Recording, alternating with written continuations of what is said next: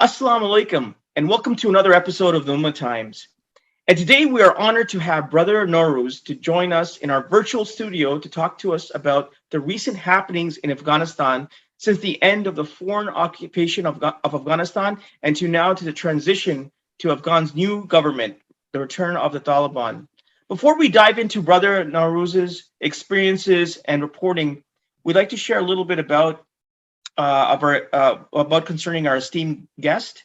Brother Nowruz is an entrepreneur, international public speaker on Islam and current affairs. He is someone who is very much involved in Afghanistan. He has family in Afghanistan.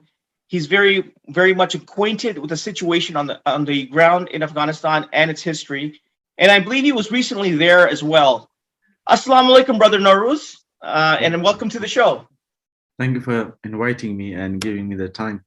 No, thank you for giving us the time. And we're very glad to have a chance to talk to you because all that most people get concerning the situation in Afghanistan is what is fed to us by mainstream media, and it seems to give us a one-sided, dreary view of what's happening there. So we're hoping to learn from you in terms of what is the actual reality on the ground there. And I'm just going to get into my first question. I know recently you were in Afghanistan, and if you could just kind of tell us a little bit about, the situation you've seen, you've experienced on the ground in Afghanistan.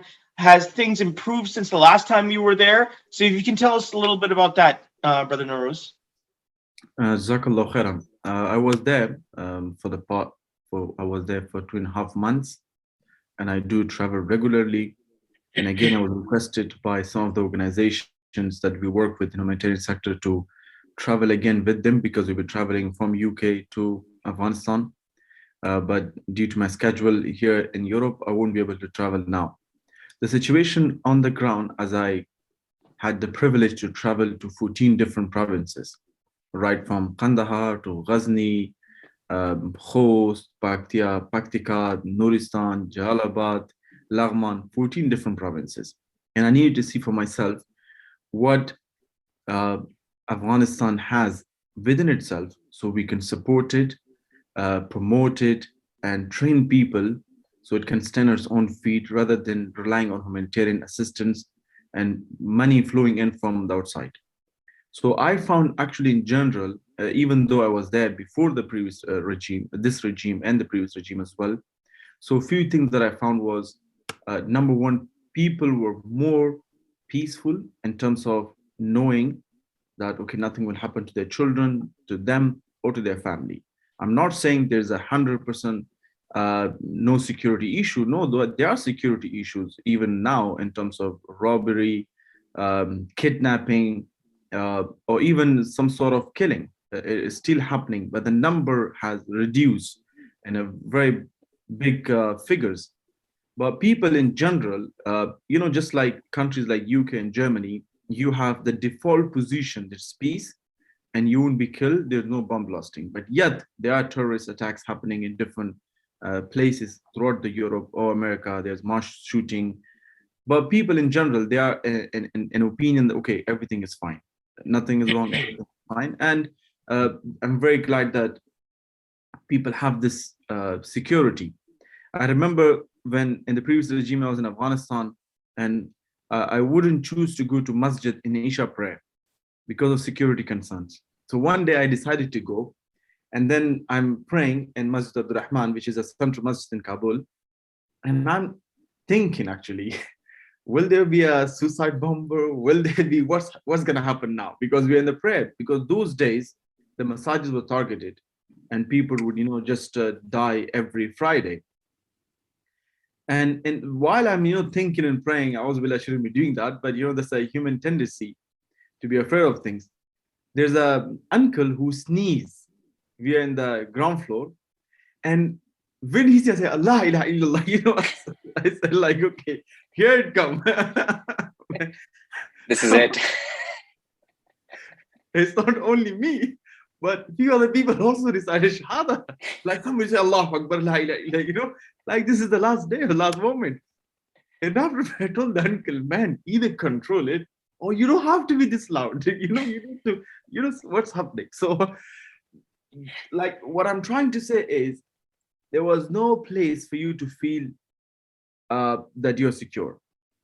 It was masjid, school, government building, you on the street, you had that fear in you all the time that something will happen, something will happen, something will happen. Brother, so when you were there and you went for Isha, or you avoided Isha, praying Isha at the masjid because of the fear, when was this? During the when the Previous foreign regime. occupation was there? Yes, when the occupation Okay. was there. What I'm trying to say, people, even though NATO, Americans, and everybody was there, but yet they couldn't at least give the a place of security to the Afghan people. I mean, they cannot name a single place that somebody can say, yes, I feel secure in my house or in the masjid. But now there are problems which nobody can deny, but you feel the sense of security. And that sense will enable you to travel, to start doing things, start meeting people, opening your doors, opening your roads, and the business will improve. So that's something I found one. Second thing, what I found was what we thought of Taliban in terms of being very barbaric, in terms of being extremely unfriendly. I found them friendly, and I have to be honest on that part. On the checkpoints, nobody would disturb you in terms of where you're coming from. We had foreigners with us. We had people from America. We had people from Canada. They were complete foreigners, but even white people. But they did not bother them.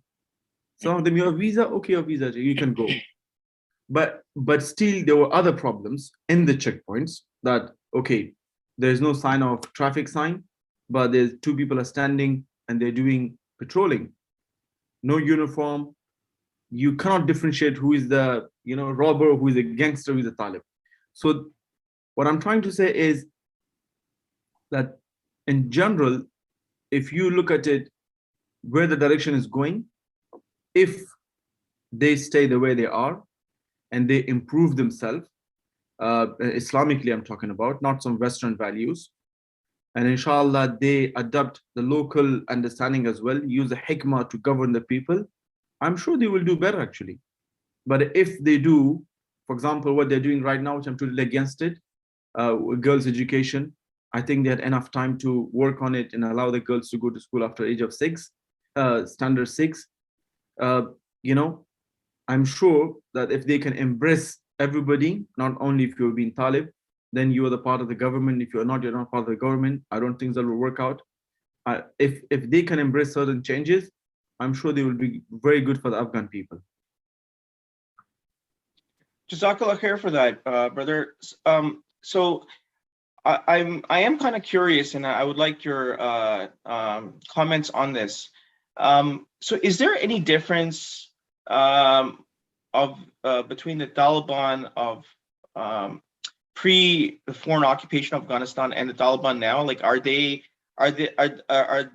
is the new Taliban government, the representatives, are they the children of the original Taliban, or like what's the connection? I'm just kind of curious. The demographic of Taliban is that they're extremely young. I would say 20. Most of them, I would say 80% of them are below 30.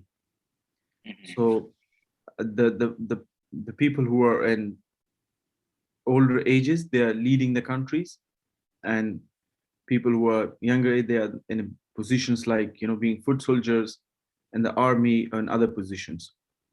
But in general, what our opinion was before they came to the cities, I in my life never seen a single Talib for the past 20 years, never, because we would stay in the cities and they were in the rural areas, and we didn't talk to. Of course, we were afraid to even talk to them or to meet them.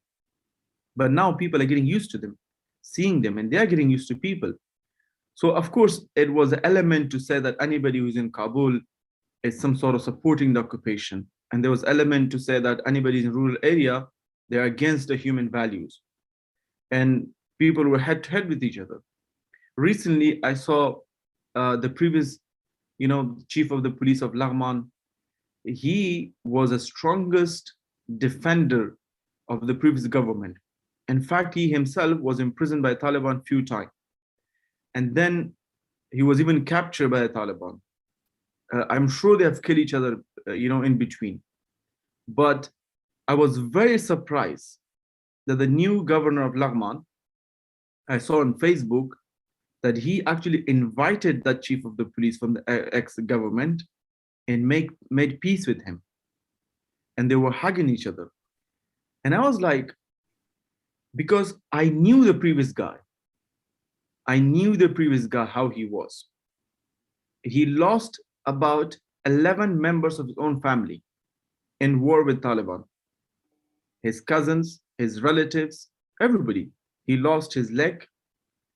And he was like, how can I tell you, the way the car consumes and require petrol to function, he was that way towards the Taliban. And today they were sitting next to each other, hugging and talking and coming to a peaceful conclusion, a brotherly conclusion. This literally shows that no matter how much the differences are between the Afghans or between anybody, not only Afghan, it could be in Cuba, it could be anywhere. But if the foreign occupations, if the imperialists do not interfere, no matter what problematic problems they have, how big they are, how complicated they are, they can sort it out. They can sort it out like brothers. They can work like brothers. But if there's no third party, if there's a third party, playing in between them, and unfortunately, people in the East and Muslim in general, we are wishful thinkers. We think of everybody very good, and we don't know their inner or behind the agenda they have when they do things. So that's why we think, okay, he is my friend, so therefore what he's saying, he should be good, right? So let me, believe in him. But we don't know what's happening. But it was very surprising to me to see both of them sitting together, making peace and working together right now. After seeing, because I was born in Laghman, seeing what the guy was, he was like, how can I say Hitler towards the Jew? That how he was towards the Taliban. So there's definitely some certain elements of diplomacy which are coming to surface right now, which is good to see. I'm just trying to switch gears here. So in terms of for viewers and listeners as well.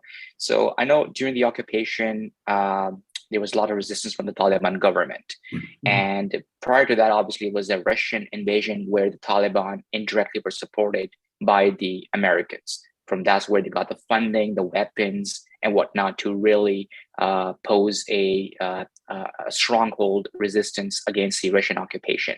So where were they really getting their resources this time around for the past 20 odd years to really have a united front against the American occupation? Was it indirectly, again, another part of maybe the Black Ops and CIA were supporting them just to kind of keep them, going, so the Americans have a rationale, they can justify the occupation. If you could shed some light on that. In the Russian time, Taliban were not there. They actually came into power, I think, 1994, and the Russians, Soviet collapsed in 1991. The Russian time, they were Mujahideen. Right. And Mujahideen fought against the Russians, and amongst them were my father as well. Alhamdulillah, and may Allah accept from him, he has been shot 2 times, by a heavy gun, and now his one leg is even shorter than the other one.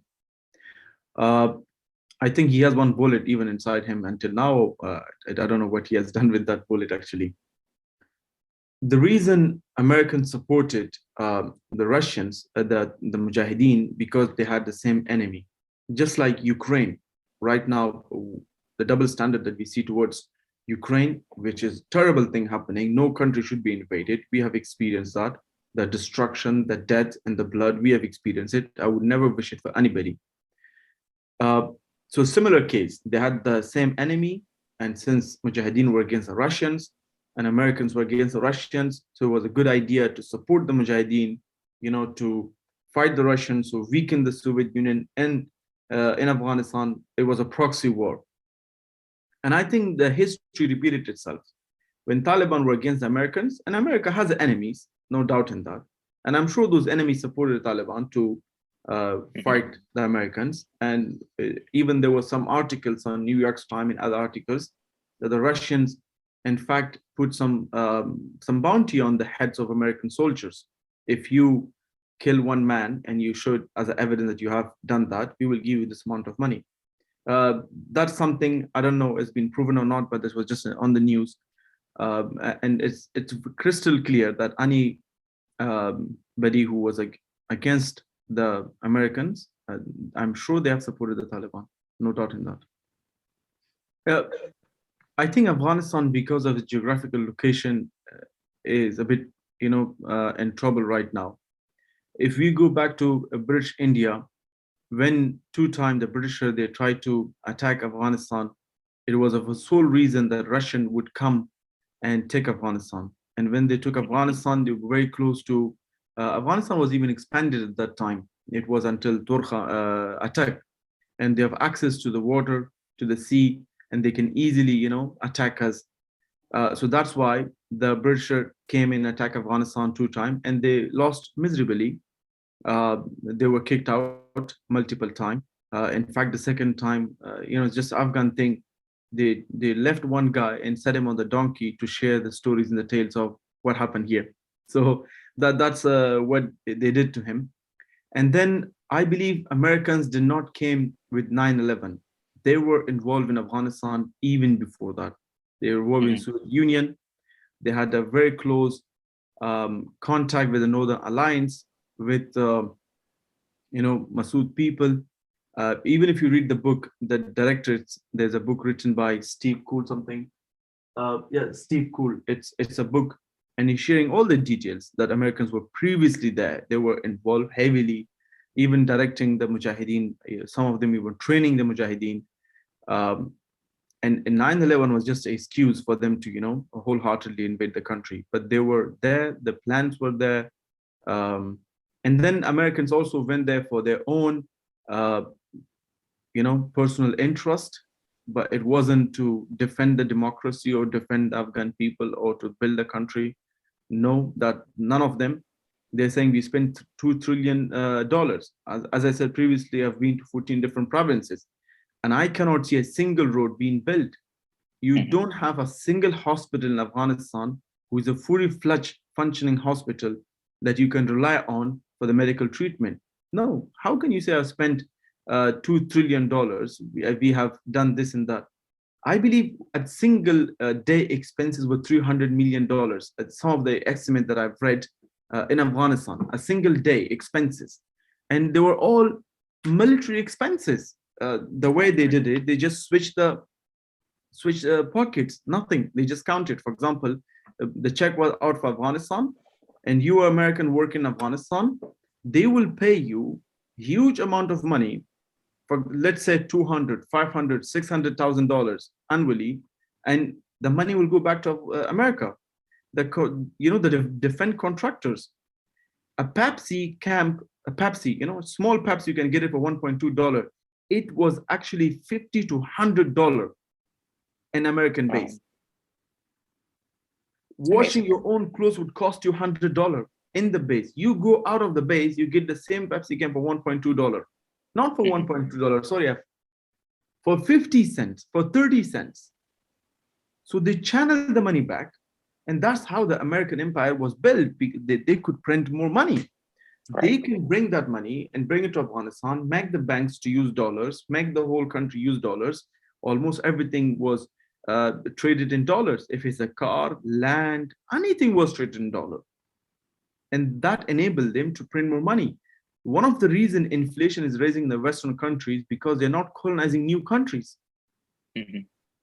If they colonize, that means there's a demand for the currency to print it and send it. But if you don't colonize, don't invade, then that means you have more cash in your own country and you're not spreading that cash. So therefore your inflation goes up. And that's one of the reasons I think many economists would say there's a downfall of American imperialism that's coming down because of they have printed too much money. And because they have weaponized the dollar, the topic is going somewhere else, but because they have weaponized the dollar, nobody would even keep American dollars as a reserve currency. what they did to the Afghan, their own personal wealth, that is a reserve currency. And what they did to Russians right now, $400 billion, a huge amount.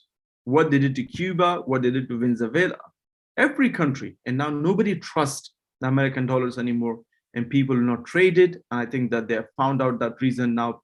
Even Russia is trying to use Bitcoin. By the way, Afghanistan is using heavily cryptocurrency. That's very interesting for me to know. Crypto is a real, Afghanistan, one of the top 8 countries that is using crypto, by the way. Interesting. Locally, people are using crypto, sending and trading in crypto. So in the markets, it was very interesting for me to see it.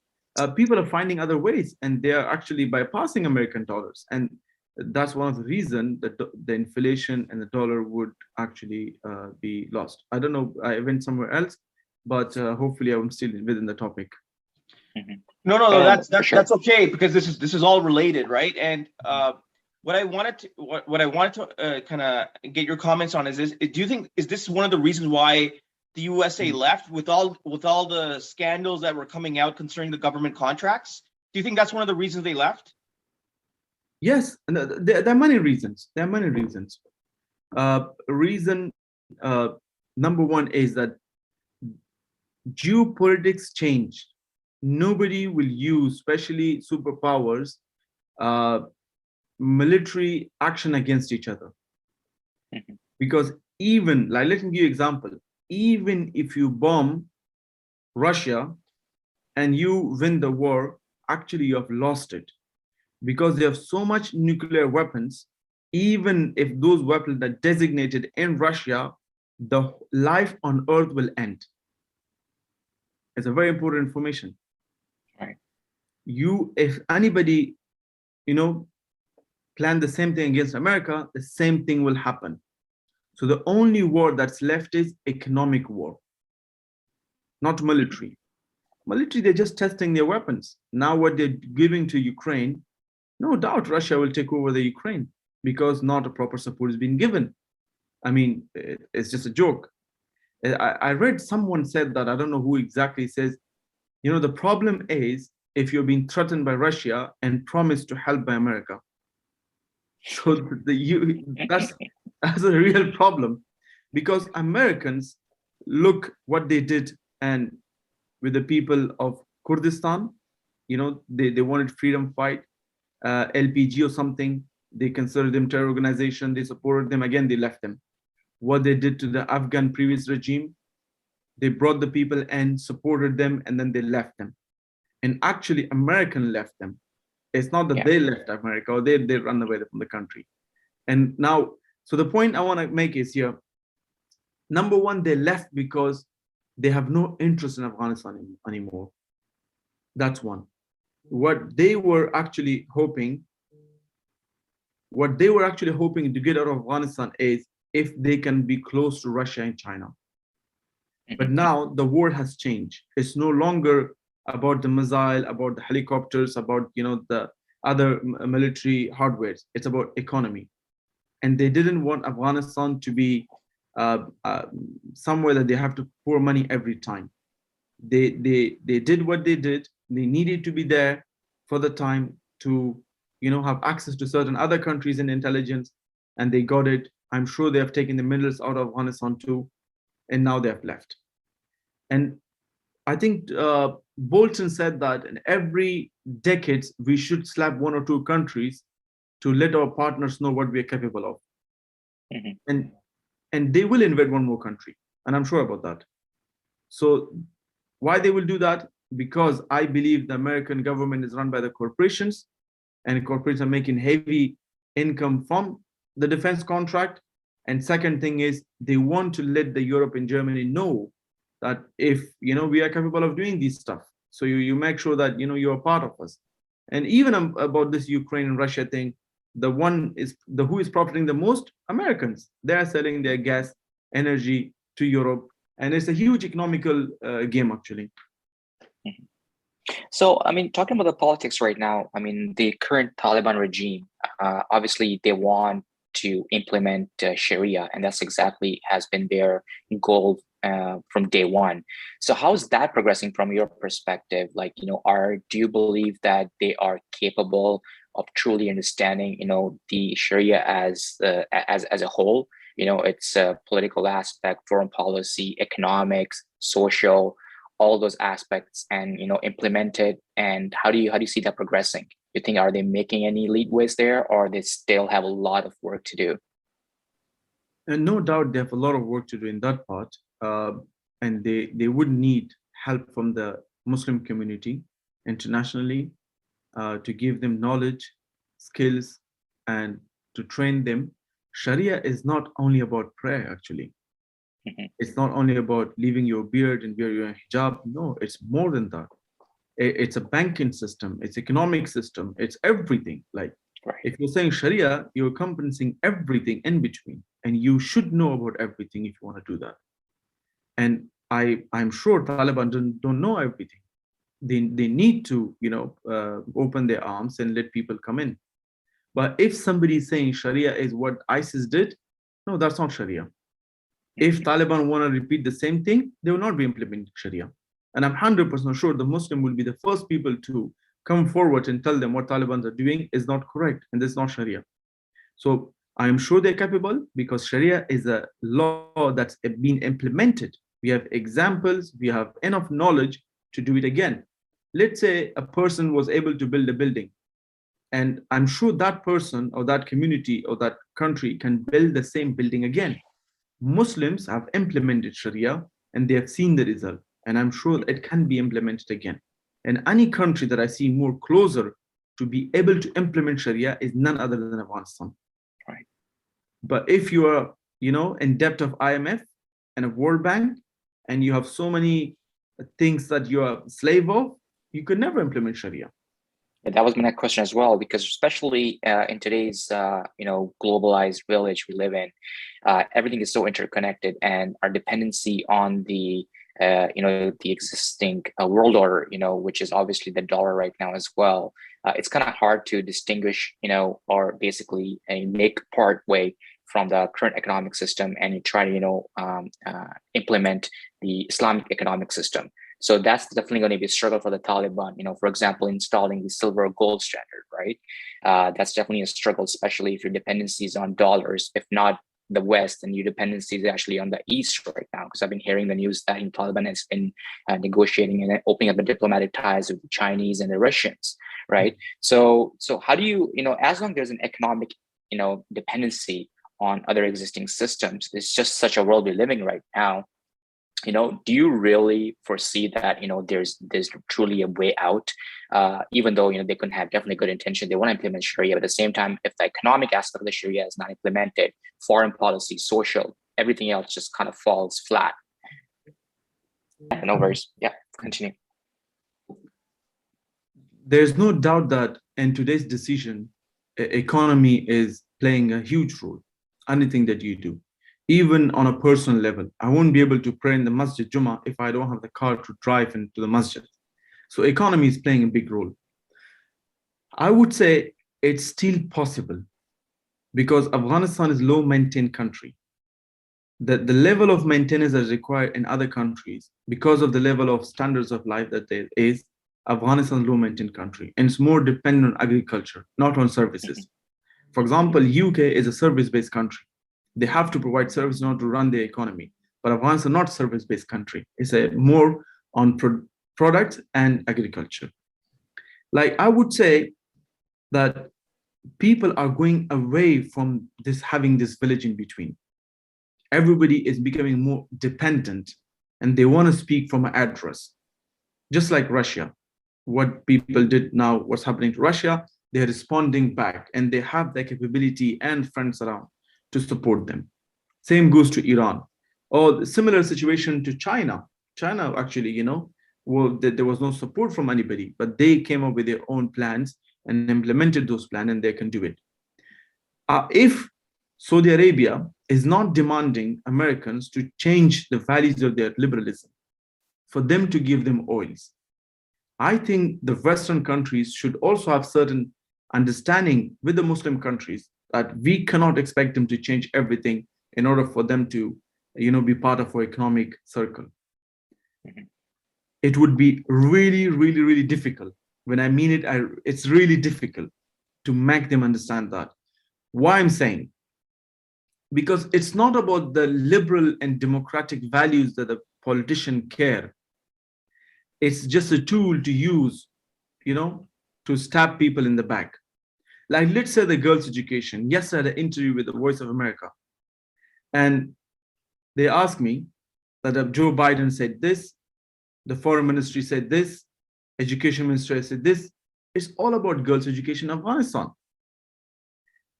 And so therefore, they even rejected some of the meetings with the new regime because girls' education in Afghanistan, why they're not going to school after 2006.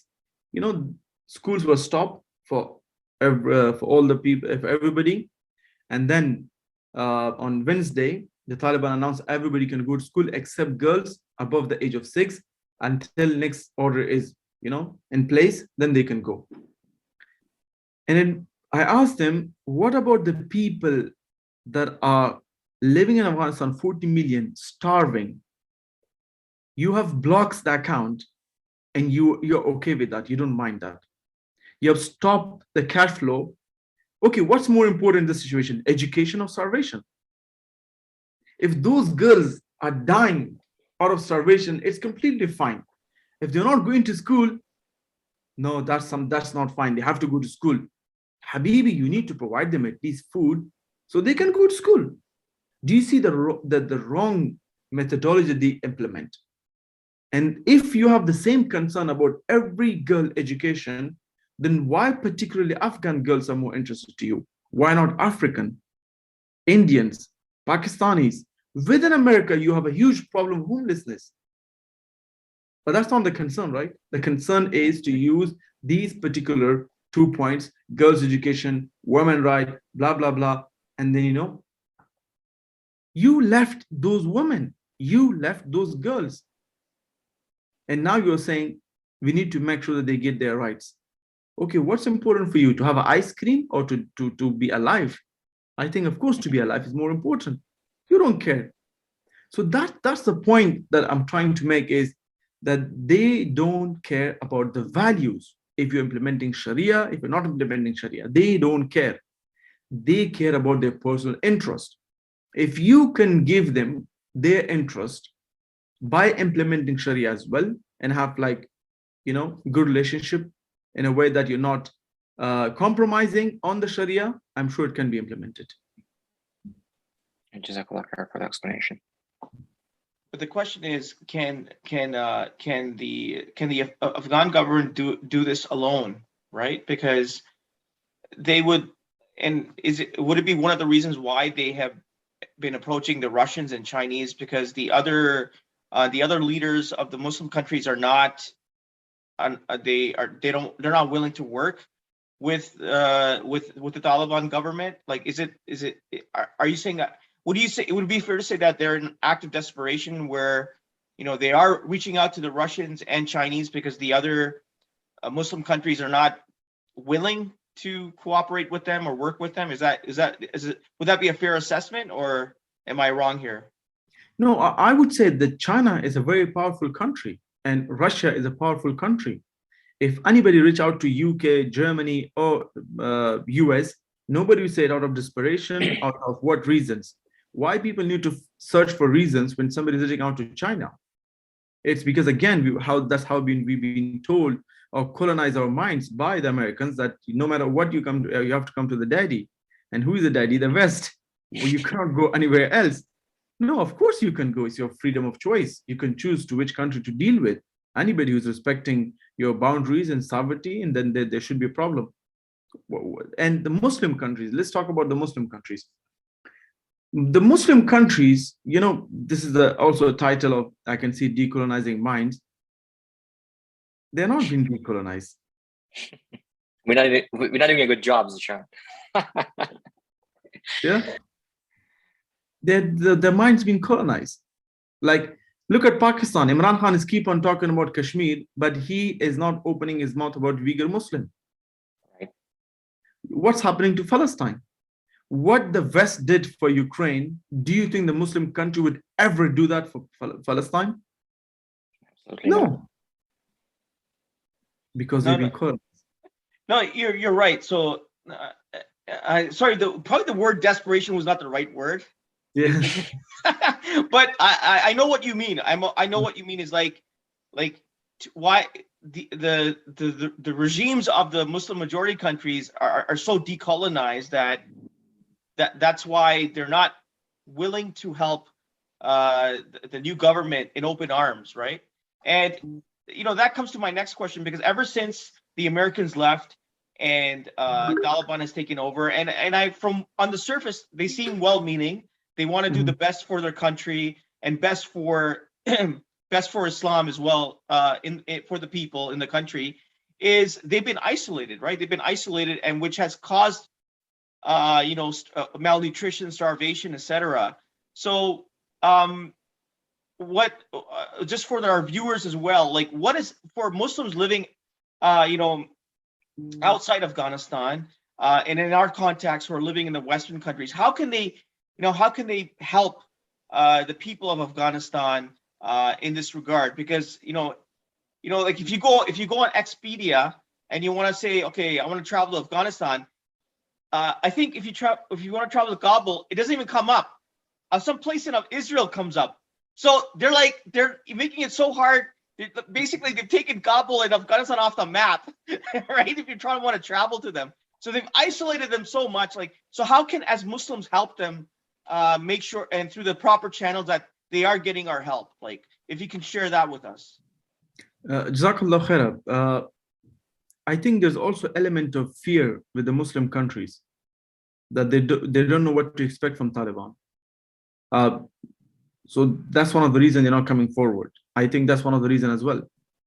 Even some Muslim personalities or public speakers, there's an element of fear and cancellation culture. They don't know if they support them or if they voice and they change, they do some horrible stuff, what will happen? And there's a cancel culture in the West and the whole world right now. And if they are good, again, what will happen. Now, coming back to the general Muslim community, I would say, to be on a safe side, focus on the humanitarian sector, not on the political side. Because I personally don't know what will happen politically. But humanitarian side, I know people are suffering. And if you're a doctor, you can travel, get the visa, travel to Afghanistan and help the people. If you're somebody who can donate, find the charities that work in Afghanistan and support them. If you're an engineer, train people locally, and you can train them using internet. You don't have to even be there. You can teach people English. But for now, at least for now, focus on the humanitarian side. The political one is too in the dust. Honestly, I don't know what's happening behind closed door. And I wouldn't be surprised that there are discussions or, mostly politics is being done closed door, and then we see only the very little. So the best is just focus on the humanitarian side. That's a safe side. So, and coming to the internet, you're right, actually. To be very honest, it hurts sometimes when you see that every website that you visit, even if it's Gmail, it says support Ukraine, support Ukraine. In fact, Ukraine is a rich country. It's not a poor country. But you have people in other countries, including Afghanistan or Yemen right now. People are dying. But nobody ever is calling support for them. But even if you as a Muslim or anybody want to support them, they block your accounts, they stop you in every airport, they question you, you are put in prison for that reason, your sajda being stripped off because of that reason. So sometimes when you look at actually the hypocrisy and double standard that people can feel is going over the roof. And eventually people, Muslim or non-Muslim, they both will see the political hypocrisy that people have. Like, I'm not talking about the Muslim countries. Look at Venezuela. Argentina, with the inflation rate, what's happening? Lebanon, they are more non-Muslim. They are Muslim and non-Muslim both. But unfortunately, the focus is going back to what the corporations or the politician want the focus to be. And this is where Noam Chomsky, very interestingly, wrote the book, Who is Controlling the World? And the second book, he's written Delusion of the Construction Concepts. And then he wrote a chapter in it, Delusion of Choice. Like genuinely today, I think 20 days ago, I was invited to our bank, by our bank, because we have a charity in Germany. And they said, okay, you guys have money in your account. I say, yes, we do, because you don't allow it to send to Afghanistan. This money belongs to the Afghan people, but you don't allow it because it's been donated. And then she suggested, why not you send it to Ukraine? I told her, okay, Ukraine, but this money being donated to Afghans. I said, Ukraine are really badly needed. I said, mashallah, Afghan have Ferraris, everyone in their front door, and therefore they don't need it anymore, and Ukraine need it. And then she said, I don't know, what will you buy in Afghanistan, weapons or what? I said, if I take this cash and go to Ukraine and buy weapons, will you be okay with it? Or will you question me in the same way? Do you see the double standards? No, exactly. And, I remember I saw a report in England in front of the, I think it was one of the Ukrainian consulate. There was a whole, and I don't know if it was staged, but people were signing up to be freedom fighters. Yeah. Right. No, it's not staged. Yeah. It was like imagine here in the Western countries, you go to, you're signing up that you want to, fight Israel. They'll be like on you like anything, man, before anything. Yeah. But here they're freely signing up to be freedom fighters, to be sent to Ukraine. And it's happening so freely. No one's saying anything to them. No, because they're bending the laws. In European Union, in the constitution is written, if you are a citizen of European Union or UK, and if you fight for any other country that's not in the European Union, your citizenship will be stripped off. Right. And Ukraine is not in the European Union. And there were 16,000 people who went there to fight. Now I would like to see which citizenship being stripped off. I would like to see one man. No. Yeah. Absolutely. Sometimes sorry, I'm cutting you off. Sometimes I think, when will we wake up? Yeah, I was going to say that as well. Yeah. When? It's amazing because even these so-called, pro-Western liberal Muslims right now, they're waking up to this hypocrisy as well. But at the same time, I mean, what else can you expect from these kuffar nations, right? I mean, that should be the question. If it's not hypocrisy, what else do you expect? You expect them to be actually, giving you equal rights? I mean, that's in their DNA, right? There's nothing more to be expected of these nations. So I think it's definitely, time to wake up and smell the coffee, so to speak. Hopefully, especially the Ukrainian, they say that, let's say that, they plan and Allah plans, right? So right now, the hypocrisy is coming to surface and it's open for anybody to see. Whoever has, 2 brain cells or 2.5 brain cells, they can see the hypocrisy from media all the way to at the government level. And this is definitely, a wake-up call. And I think we need to get up and smell the coffee and make some changes and do some introspection. Absolutely. Yeah, hopefully people wake up, because the problem is people forget. People very quickly forget. And the reason people don't forget the Western values, agendas, and standards, and whatever you call them, because they have BBC, Sky News, and CNN. Yeah. They keep on reminding them, actually, Yeah. Lest we forget. Yeah, don't forget, So I think people are waking up. I can see that. I'm only saying Muslim. People are waking up, actually. I see that if, let's say we don't have good life in Afghanistan because of the Western occupation, I would say even public in the Western countries have been occupied. The way we work, the way we function, the way we pay taxes, and the return that we get on the amount of work in life that we're putting forward. Because when I was in Afghanistan for 2.5 months, I genuinely felt free.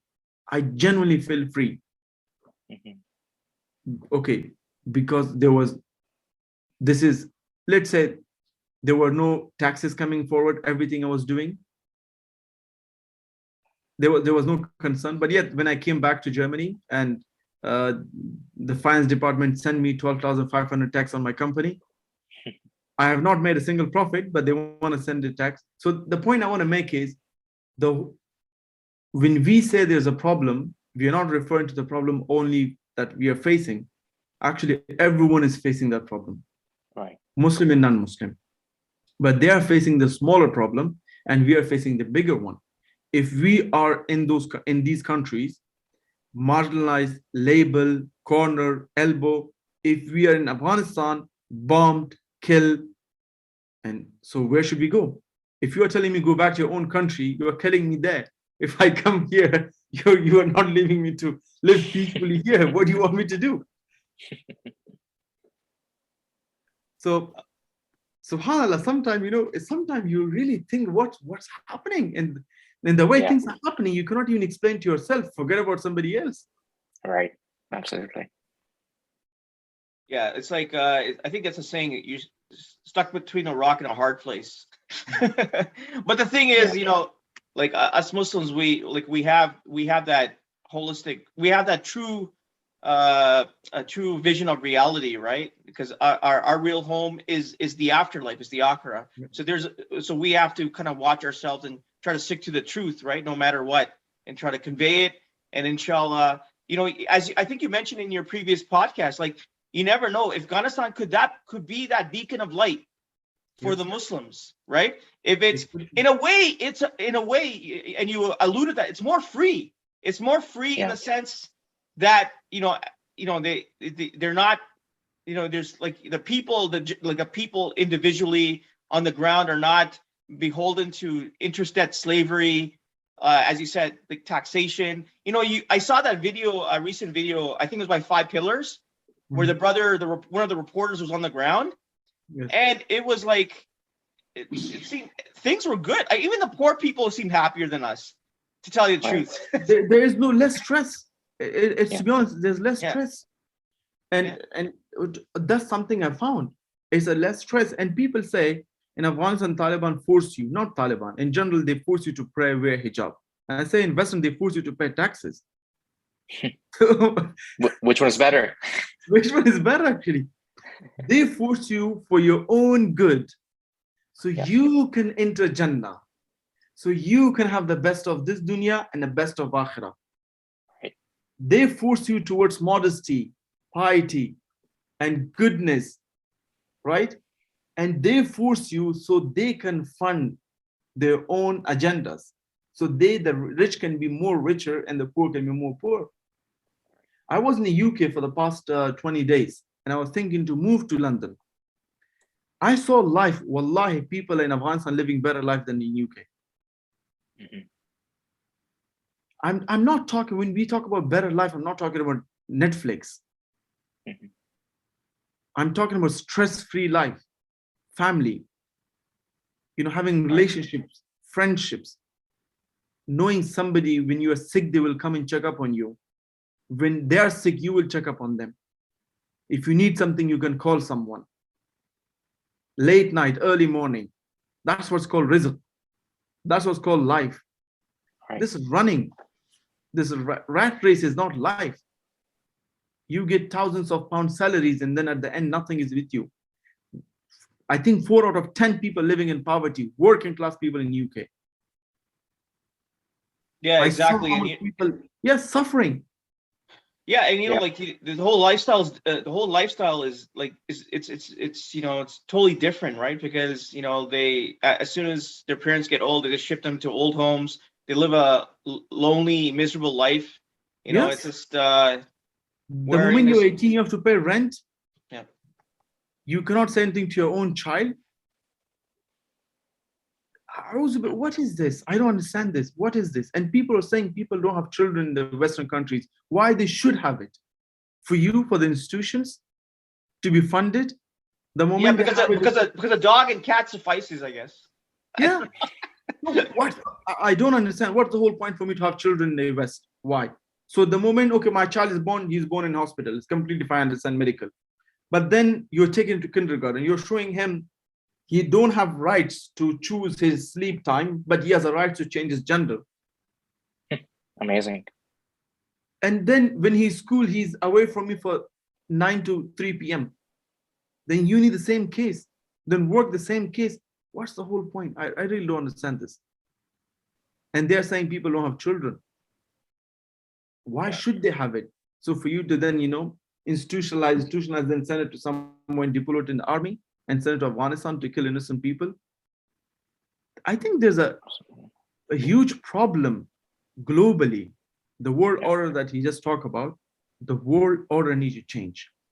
Yeah. Social. It's definitely some deep crisis. Yeah. We're in a deep crisis. And I'm truly expecting it based on my research that next 20 years, things will completely change.